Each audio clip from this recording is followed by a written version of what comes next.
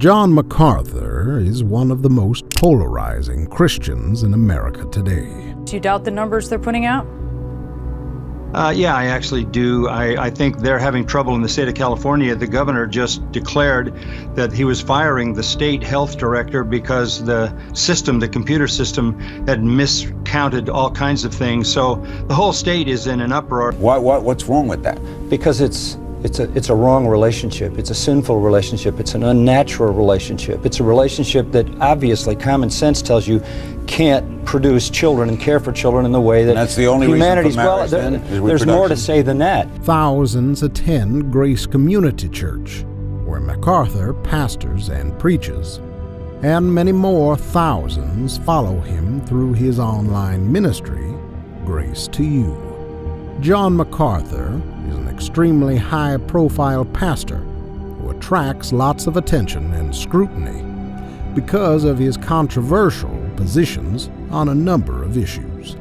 During the pandemic, MacArthur continued to hold in-person church services despite heavy criticism and threats from governing officials.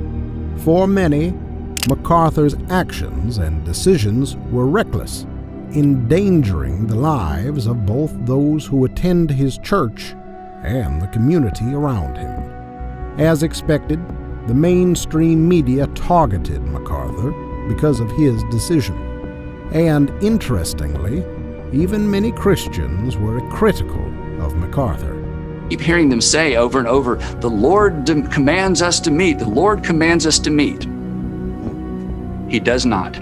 But for others, MacArthur was a pastor who boldly refused to compromise on what the Bible teaches about the importance for believers to regularly fellowship together in person.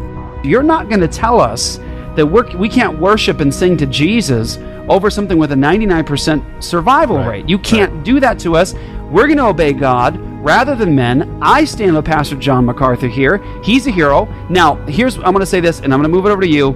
This is so important. Pastor John is a hero of the time right now. He absolutely is, and we need to praise God for him. We need to support him. We need to send money if necessary. If this thing gets difficult for them, we need to do what we can to support the hero of our time. Many believe that the government went too far in prohibiting Christians from gathering together for church, and MacArthur was one pastor who defied tyrannical leaders. You don't need to fire a shot. Just terrify people that they might die, and they'll all roll over in complete compliance. They'll give up their freedoms, they'll put on silly masks, they'll put gloves on their hands, and they'll sit in their house for as long as you tell them to sit there.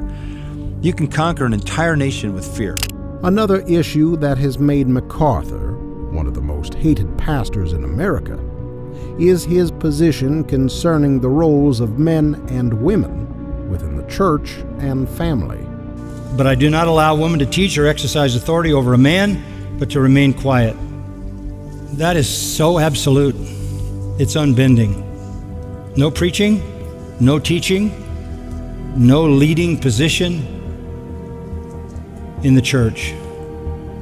For many, MacArthur represents sexism, patriarchy, and condescension towards women. But for others, MacArthur is a pastor who is bold and unashamed about what the Bible clearly teaches. In a culture where so many supposed pastors have compromised in this area, MacArthur is one high-profile pastor who not only refuses to bow down to cultural and societal pressure, but does not ignore or shy away from the battle. MacArthur believes the Bible's teachings concerning the roles of men and women in the church and family are both God-honoring and good for those who understand them. So he refuses to compromise on this important issue. MacArthur is also uncompromising concerning the issue of homosexuality. And let me say at the very beginning, and I will show you this, but I want to say it because I want you to understand it. Homosexual sin is nothing more or nothing less than a perverse sexual act or acts. It is no more than that. It is no less than that. It is a perverse, abnormal, sexual behavior. MacArthur stands in stark contrast to countless other high-profile pastors who have compromised on this issue. I just knew too many wonderful Christian people who were in gay relationships. And of course, MacArthur is hated by many for his Calvinist theology.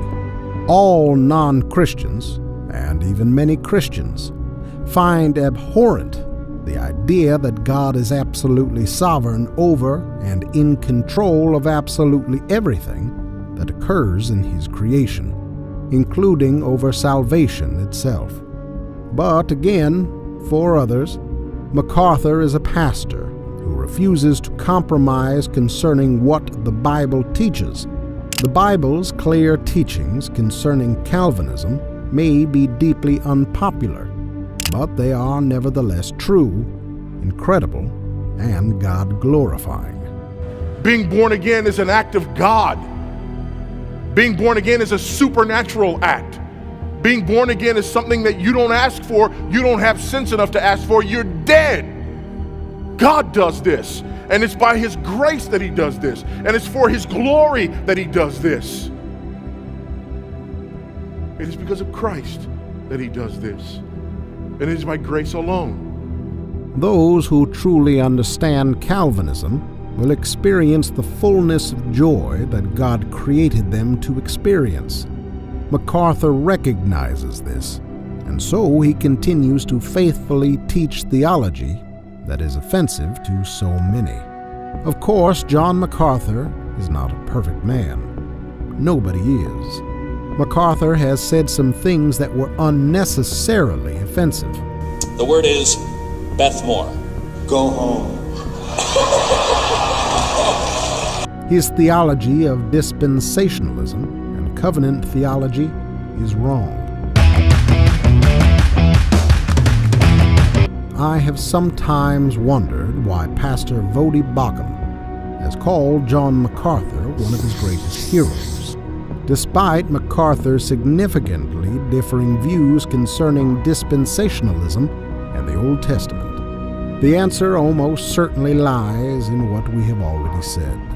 In a culture where so many pastors have bowed to societal pressure and compromised on significant biblical issues, John MacArthur is one pastor who continues to fearlessly stand firm amidst a mounting pressure and teach the simple, unchanging truths of the Bible, including the parts that are offensive to many. Of course, MacArthur is not the only pastor doing this. He may be one of the more high-profile pastors defying pressure to compromise concerning important biblical teachings, but there are certainly many others doing the same. In turbulent times like these, we need more men like John MacArthur.